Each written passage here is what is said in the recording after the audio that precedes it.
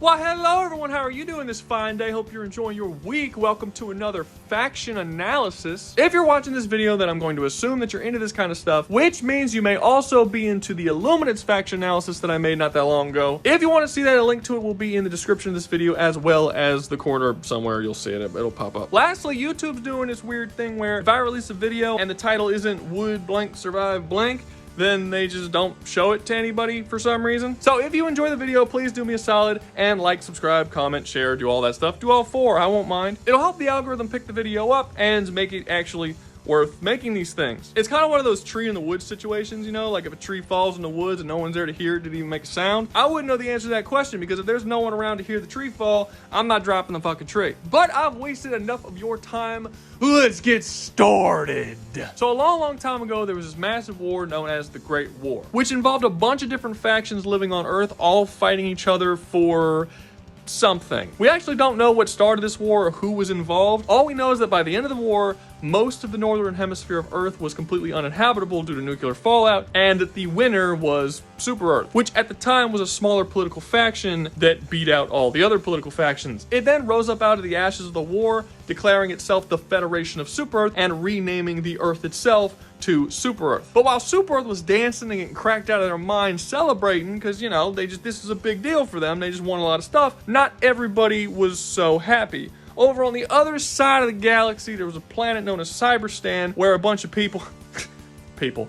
communists that weren't too happy about the fact that Super Earth won. They were just kind of sitting over there, pins and needles, watching the war play out and praying to whatever god communists worship that Super Earth wouldn't win. But they did. So, I don't know, maybe don't be a bitch next time, commies. Get off your ass and go help in the fight. After Super Earth won and took over, Cyberstan immediately declared independence from Super Earth due to Cyberstan being a colony of Super Earth, and announced themselves as the Cyborg Nation. That's another thing. Cyberstan is covered in a bunch of cyborgs. It's kind of unclear as to why they're cyborgs. There's a couple of different explanations, or sort of illusions to explanations, that we get. It's partially implied that it's due to Cyberstan's harsh living conditions, as it's so cold there that no human being can actually live there reasonably. It's also been pointed to the possibility that it's a mining colony, and the extremely difficult back-breaking work made it just more viable to get cybernetics, so you don't fucking kill yourself trying to keep up with the harsh quotas and demands that were given to Cyberstan by Super Earth. But there's also a lot of statements and claims throughout the lore that talk about how it's actually just a part of their culture,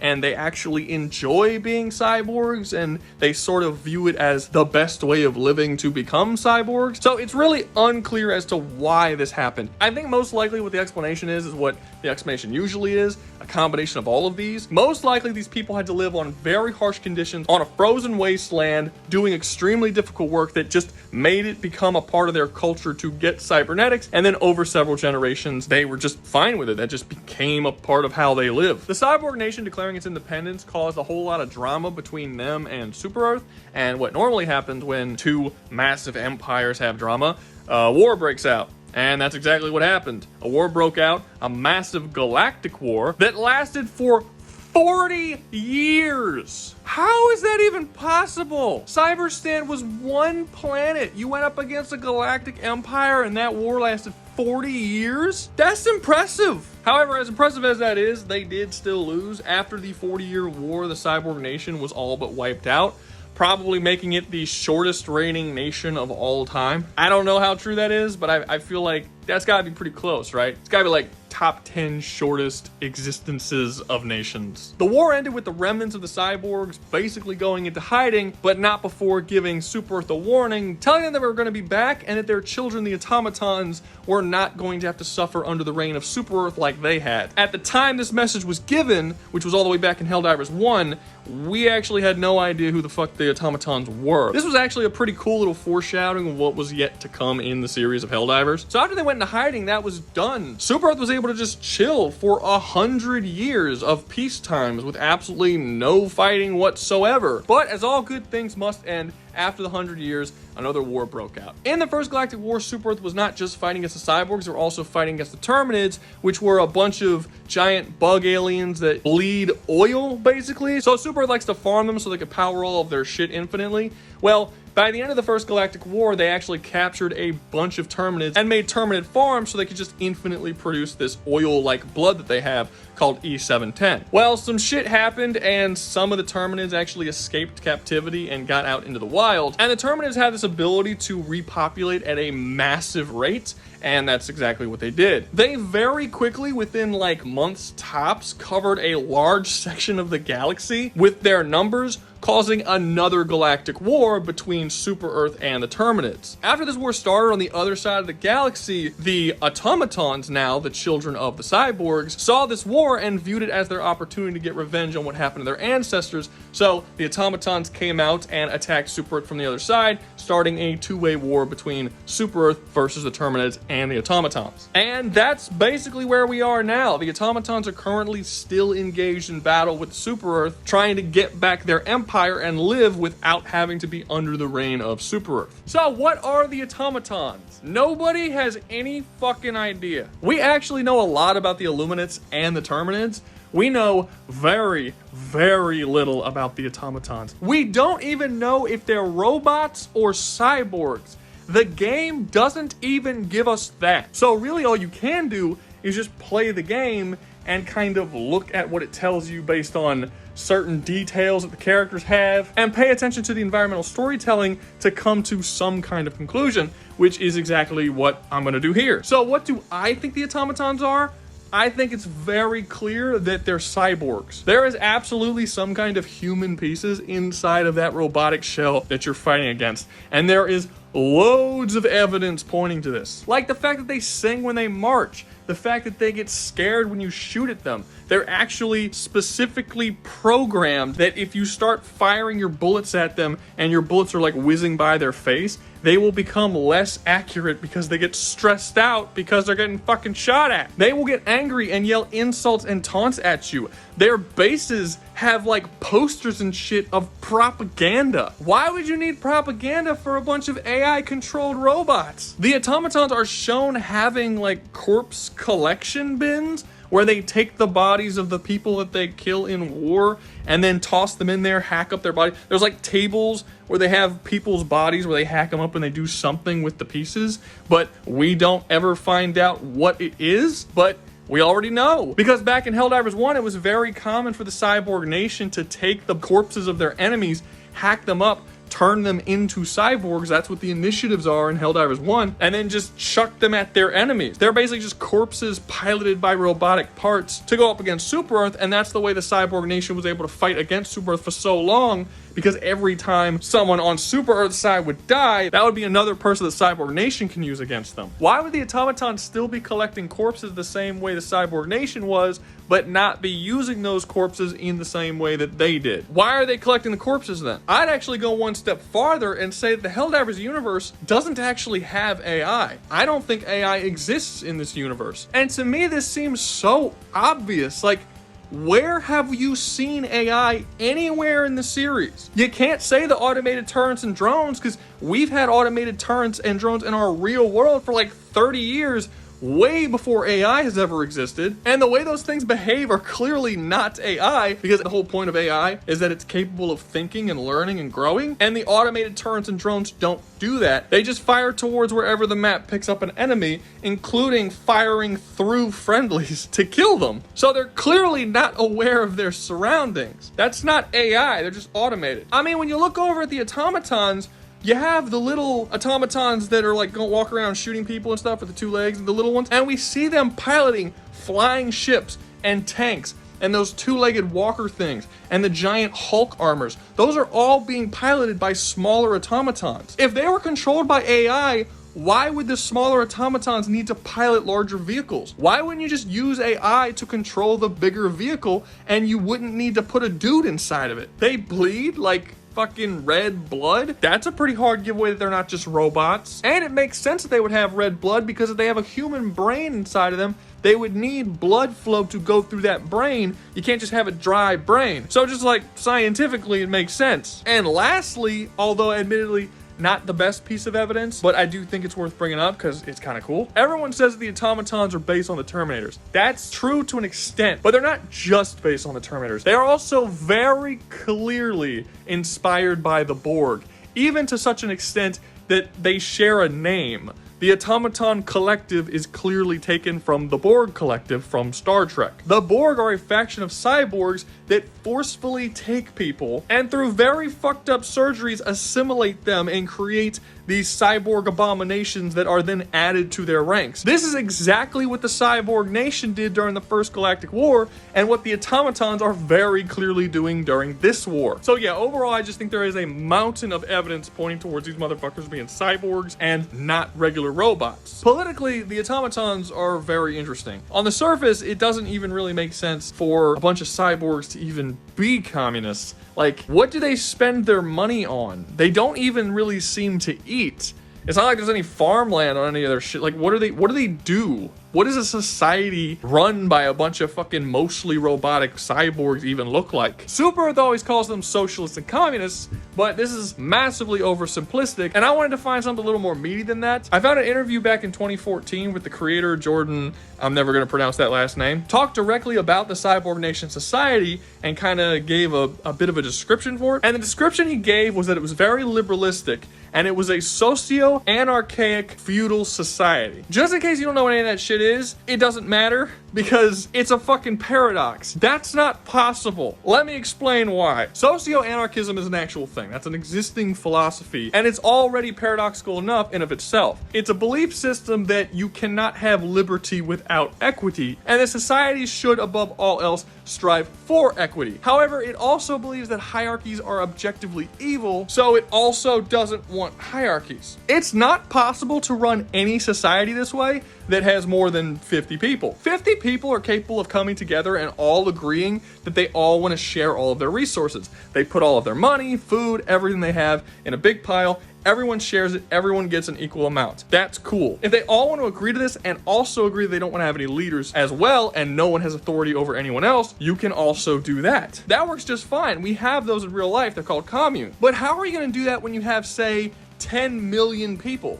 What happens when someone says that they don't actually want to put their food and their money in a pile with everyone else and they just want to keep it for themselves? It's like, this is my stuff, I want to keep my stuff. The moment you allow that to happen, you're not meeting your whole equity thing, and now you have someone who has a lot more than other people because they're keeping all their shit and not sharing it among the population. This would then create a hierarchy of someone who is better than other people. The only way to prevent this is to have someone who forces people to put all of their shit in this pool and not keep things for themselves. But the moment you give someone the authority to do that, you just create a hierarchy as that person has more authority than other people. You see what I'm saying? Like, it's not possible. At least not in groups over a certain size. It only works if literally everyone agrees to it and there's no differing opinions at all, ever, anywhere, which is just not how human beings work. So socio-anarchism is already paradoxical, but then you add the feudal part on top of it, and it gets even weirder. Just to give an admittedly simplistic description, a feudal society is basically one that is ruled over by a lord,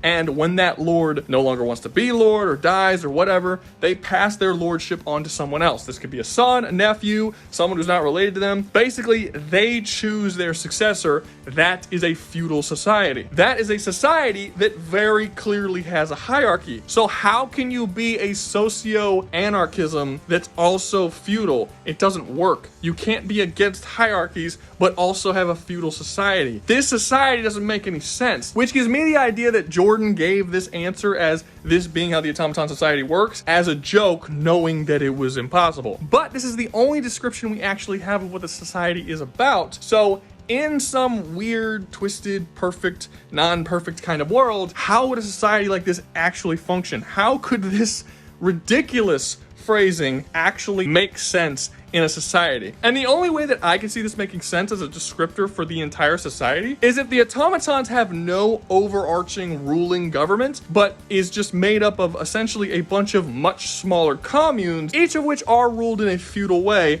with a single lord who passes down his lordship through the generations. That would not be a socio-anarchist society, but it's the closest thing I could come up with. They technically don't have a government, but they have like kind of a smaller government. Like, it's weird.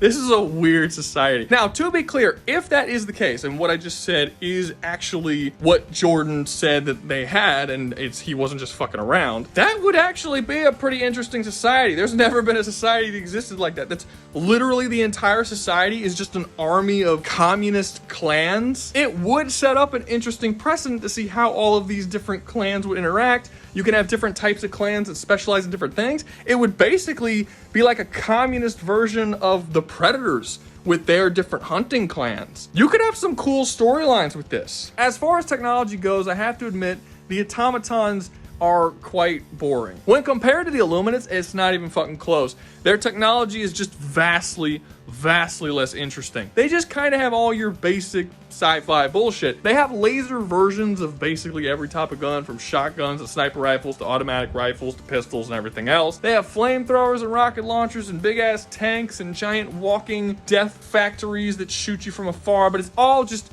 variations of big mechanical shit that shoots lasers and explosives. They're pretty hardcore lacking in the creativity department. Really, the only thing they have that's kind of unique to them, sort of, is that they have these swords that pop out of their arms that are superheated to be able to cut through basically anything. But I mean, even that's kind of a pretty generic sci-fi thing that you see a lot. Really, the thing that makes them stand out as a faction isn't any of their weapons or anything like that. It's really the fact that they take the corpses of their enemies and then they just chuck them into a big machine and it spits out fucking robots made out of human parts and machine parts. That's what makes them cool. It basically means you could send as many soldiers as you want at them, and you're just feeding them more soldiers that they can send after you by turning them into fucking robotic monstrosities. And it doesn't really seem like they have any need for food or water or possibly even sleep. I'm not 100% sure about that one. But when you go to these colony worlds that are populated with automatons, you don't really see any like farmland or food or really anything. All of their bases usually just have factories that just spit out more automatons. So like, what are they eating? They really seem to just be able to turn entire planets into massive factories. Basically, like the whole planet is just devoted to building one massive factory. They could just constantly spit out new troops, which is why they're so fucking difficult to put down, because you can't kill them faster than they can produce people. It kind of feeds to the whole infinite war vibe that the Helldivers series has going on. So in summary, what can I say about the automatons? Well, they're fucking cool. They're robot zombies. I mean, that's a cool concept just inherently. I do think that overall their technology and what they can actually do in war is sort of a been there, done that kind of situation, but they're not uninteresting in principle. And I would actually say that I think that there's a lot being said here in terms of the satirical side of this faction. I mean, the series is a satire, and I think you'd be pretty foolish to disregard that. I do think they were trying to say something specifically about communism with this faction. I don't think it was a mistake that the creator of the series gave a paradoxical answer when he was asked what the Automaton Society believed in. I'd bet my left nut that he gave an answer like that on purpose. Like how communism forces equity on its population, stripping people of their individuality. Very much so like how the automatons used to be humans, but then started turning themselves into machines little by little to the point that they all look, sound,